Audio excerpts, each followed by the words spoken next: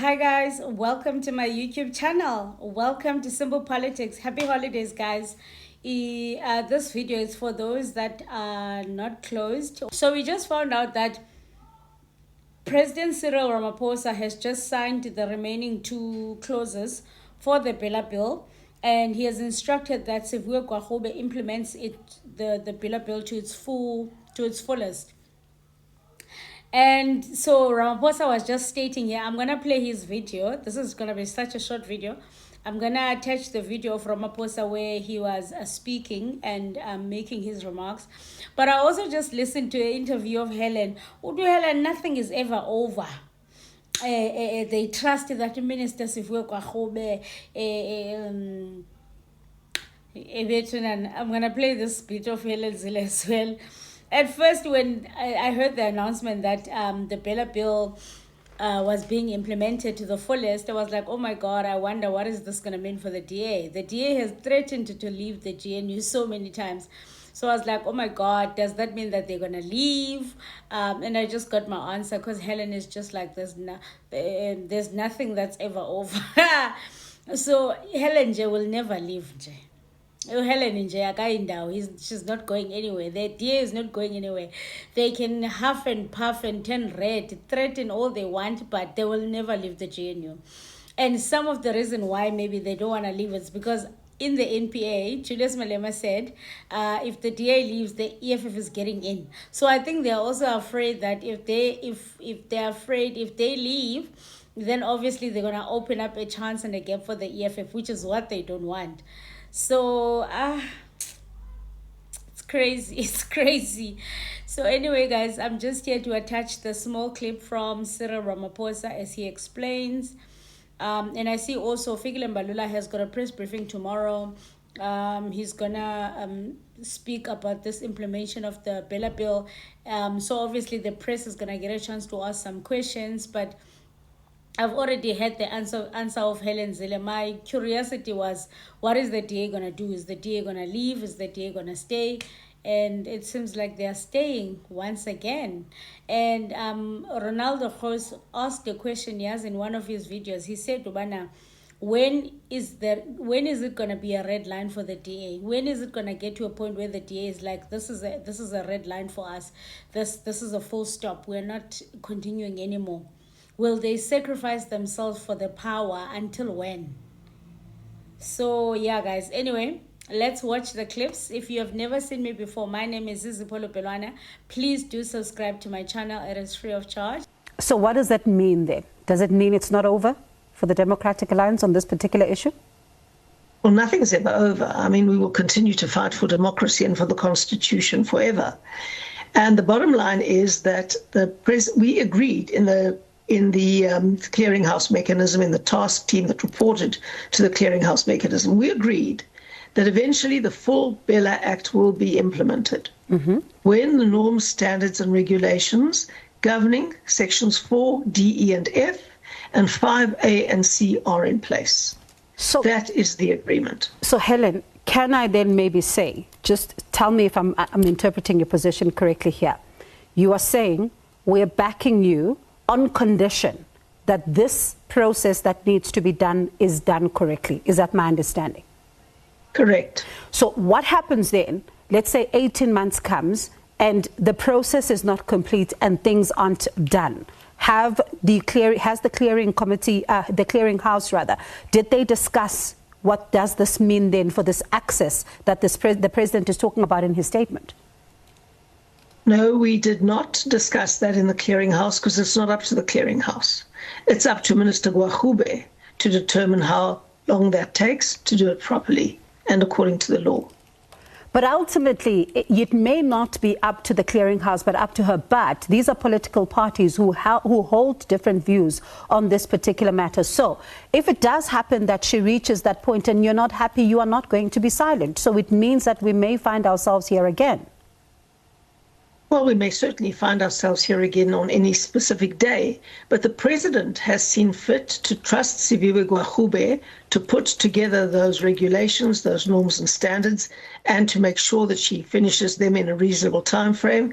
And we have a lot of confidence in Siviwe Gwarube to do that. My fellow South Africans, On the 13th of September this year, I signed into law the Basic Education Laws Amendment Act, now known as the Bella Act. This act is vital to the transformation of the education system in our country. The act is an important part of ongoing efforts to build an education system that is more effective and more equitable in line with the precepts of our Constitution. The Bella Act continues the work that has been done over the last 30 years to ensure that all children have an equal access to quality education from their early years and throughout their schooling. As a democratic country committed to building a new society, we have stated unequivocally that all children must get an education that prepares them to succeed in life, no matter what the circumstances of their birth might be, no matter where they live, no matter what language they speak. In implementing this Bella Act, we are ultimately guided by the Constitution of South Africa. The Bill of Rights guarantees the right of every person to equality. It also guarantees the right of every person to receive a basic education. Importantly, the Constitution says that every person has the right to receive education in the official language or languages of their choice where reasonably practicable. This is a right that applies equally to an English speaker as it does to a Zulu speaker. It also applies equally to someone who speaks Afrikaans as it does to someone who speaks Xitsonga, Sesotho, Sepedi, isiXhosa, Setswana, Luvenda, isiNdebele, or isiSwati. And now, it also applies equally to someone who uses the South African Sign Language. The Basic Education Laws Amendment Act enacts measures that strengthen the ability of our schools to give effect to these constitutional rights. In the application of this law, we must ensure that no language is diminished. Rather, we must work to ensure that all official languages are valued and promoted. At the time that I assented to the Bella Bill, I noted that a number of parties to the Government of National Unity and other key role players in our country had expressed their wish to further engage each other on sections of the bill that deal with issues of admission and language. I said that whilst I had assented to the bill, in the spirit of cooperation and meaningful engagement, I would delay the implementation date of the Bella Act in totality by 3 months. This would give the parties time to deliberate on these issues and make proposals on how the divergent views they hold might be accommodated. I also said, should the parties not agree on any approach at the end of the 3-month period, I would then direct the Minister and the Department to proceed with the implementation of the Act. Over the last 3 months, discussions have been held with a view of reaching consensus on these outstanding clauses of the Bella Act.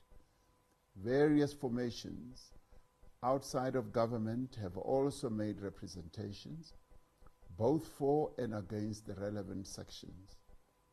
Last week, I received a report from the Government of National Unity Clearinghouse Mechanism. This is the structure which brings together the parties to the Government of National Unity and other parties represented in Parliament to deal with contentious issues and thereafter report to the leaders of the political parties that are represented in the Government of National Unity and also some in the Parliament. In their final report, the parties agreed that the Basic Education Law Amendments Act, Bella Act, should not be sent back to Parliament to make changes to the sections that were in contention. The Government of National Unity Clearinghouse participants agreed that the Act should be fully implemented. This view was endorsed by the leaders of the parties to the GNU in a meeting I held with them today. I accordingly advised them that I would proceed to sign a presidential proclamation to bring the Basic Education Law Amendment Act, the Bella Act, into operation from today. I have instructed the Minister of Basic Education to see to the full implementation of the Bella Act. I have also instructed the Minister to do what is necessary, as customary with any law, to ensure that the time frame of implementation, particularly with regard to the preparedness of the system for universal grade R access and the consequential regulations setting out the norms and standards, are prepared. All bodies and officials responsible for the implementation of this Act are required at all times to act in accordance with the Constitution of our country, the law, and the relevant policies and regulations. We must therefore do everything in our means to ensure that every child, without exception, has equal access to a decent, quality education. We must therefore leave no child behind. Let us ensure that our children get the best education so that they can take our beautiful country and our diverse nation forward to a prosperous future. Morena, boloka setjhaba sa heso. Nkosi sikelela i-Afrika. God seën South Africa. God bless South Africa. Hosi katekisa Afrika dzonga. Mudzimu va patuchedze Afrika Chipembe. I thank you all.